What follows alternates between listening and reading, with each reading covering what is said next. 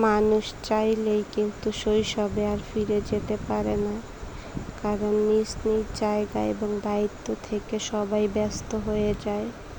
আসসালামু আলাইকুম, কেমন আছেন সবাই? আশা করছি ভালো আছেন।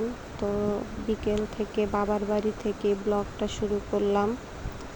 তো এখানে আমার ছেলে, আমাদের বাড়ির আমার কিছু চাচাতো ভাই আছে, তারপরে ভাইয়ের ছেলেরা আছে, ওদের সাথে আর কি একটু খেলতেছিল।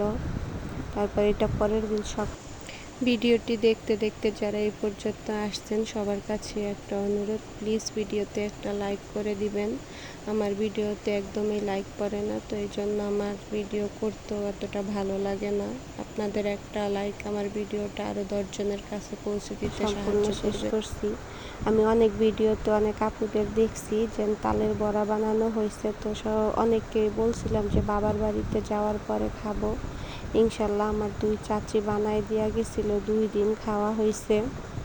আর এটা এখানে আমার আম্মা রান্না করার জন্য যে চিংড়ি মাছ বাইসা নিছে, তারপরে চিংড়ি মাছটা ভুনা করবো। আমার আম্মা কিন্তু এখনও বাটা মশলাই সব রান্না করে, নিজে বাটে তারপরে রান্না করে। যে এখানে চিংড়ি মাছ ভুনা করার জন্য মশলাটা বাটতেছে নিজের হাতেই। তারপরে এই যে রান্না হয়েছিল, দুপুরে রান্না হয়েছিল চিংড়ি মাছ দিয়ে করলা ভাজি, তারপরে মুরগির মাংস ভুনা করা হয়েছিল।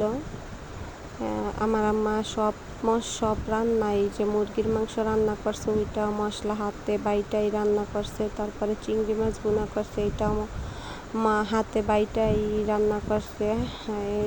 এই কারণে কালারগুলো অনেক সুন্দর হয় এবং রান্নাটা অনেক মজার হয়। আর এখানে পোলাও রান্না করা হয়েছিল, তো পোলাওটা দমে বসায় রাখছিল, ওইখান থেকে আমি একটু ভিডিও করছিলাম। তারপরে আমার ছেলের জন্য যে ডাব পাড়া হয়েছিল, তো ওইগুলা একটু যখন ডাব পাড়াইছে তখন অনেক বৃষ্টি নামছিল, এই কারণে ভিডিও করতে পারিনি, পরে একটু করলাম। তো যারা ভিডিওটি দেখছেন সবাইকে অনেক অনেক ধন্যবাদ। একটা লাইক কমেন্ট করে যাবেন ভিডিওতে। আর নতুন কেউ দেখে থাকলে অবশ্যই আমার বন্ধু হবেন, আর আমাকে অবশ্যই সাপোর্ট করার জন্য সুযোগ দিবেন। কেউ 24 ঘন্টার আগেই ব্যস্ত